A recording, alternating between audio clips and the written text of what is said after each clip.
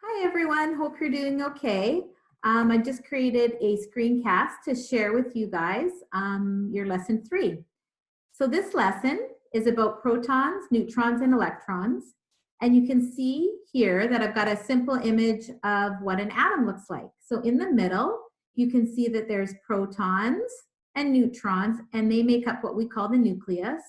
And then zipping around the nucleus are these negatively charged electrons. And they're actually traveling really quickly, almost at the speed of light. We talked about electrons in our electricity unit because an electric current is moving electrons. So protons are positively charged and they're always found in the nucleus of an atom. Neutrons do not have a charge and they're also always found in the nucleus. And electrons have a negative charge and are found in what we call the electron cloud or shells that surround the nucleus. So in lesson 2, you got a brief introduction to the periodic table. So here we can see that we have the metals are on the far left here. So elements like iron and silver and gold are metals. And then on the far left, we have the non-metals here like oxygen and nitrogen and neon gas. And then there's the metalloids that follow this black staircase that kind of have properties in between metals and non-metals. When you look at the periodic table, you can see each square actually has some numbers in it. So these numbers have meaning for us. The number at the top is what we call the atomic number, and the number underneath the element is the atomic mass. So you can see the atomic numbers start here at 1, and then they go up in order. So hydrogen's number 2, lithium's number 3, beryllium's number 4.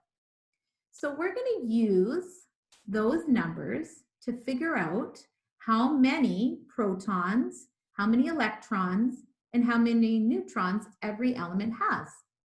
So the number of protons is equal to the atomic number. The number of electrons is also equal to the atomic number in a neutral atom. And the number of neutrons is equal to the mass minus the atomic number. So if we take an example like oxygen over here, okay, we look at the little square and we see the number at the top is 8. That's the atomic number. So oxygen has 8 protons. It also has 8 electrons. To figure out the neutrons, we would take those two numbers and subtract them. We take 16 minus 8 and it equals 8. So the number of neutrons is 8. So I'm going to do 2 examples with you. Example number 1 is sodium. So you would find this on the periodic table right here on the far left. And if I look, I can see that there's an atomic mass and an atomic number. So the atomic number is right here. Getting my pen to work. 11. So the number of protons is equal to the atomic number. So we know sodium, or Na, has 11 protons. The number of electrons is also equal to the atomic number. So it has 11 electrons. To figure out the number of neutrons, we take the atomic mass. Now you can see it's not a whole number, so we round it. In this case, we round up. If it's under 0.5, we round down. So we would take 23, just 22.99 rounded up, and we subtract the number, the atomic number. We get out our calculator so we don't make a mistake. 23 minus 11 is 12. So there are 12 neutrons in a sodium atom. And that's all we do. That's the first thing. We'll learn some more on our next screencast. So example number 2 is beryllium. So if you look on the periodic table, we have to search. It'll take you a little while at first to find the elements. Beryllium is over here.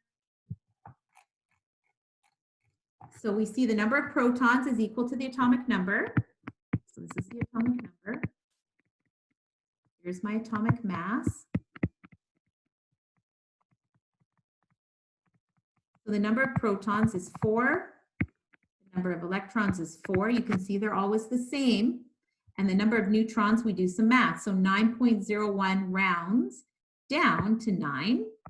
And then we subtract the 4. 9 minus 4, calculator, equals 5. All right, so this is the assignment that's posted underneath this video. I put the periodic table here so you can reference it. And I'll do the first example with you. So here's a chart. I've just laid it out in a chart. You're going to find the element. The symbol for lithium is Li. The symbol is always 2 letters. So it's going to be Li.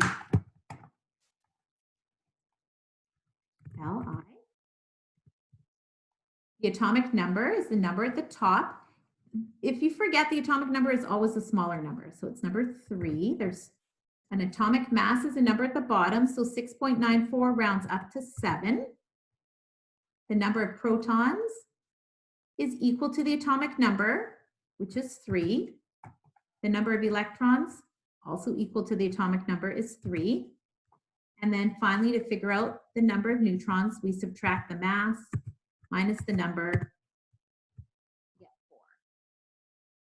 So please complete the assignment. You can download it as a Word doc and then email it to me, or you can just number a piece of paper from 1 to 6 and then write down the numbers on the sheet and then take a photo and send it to me. Thanks for watching.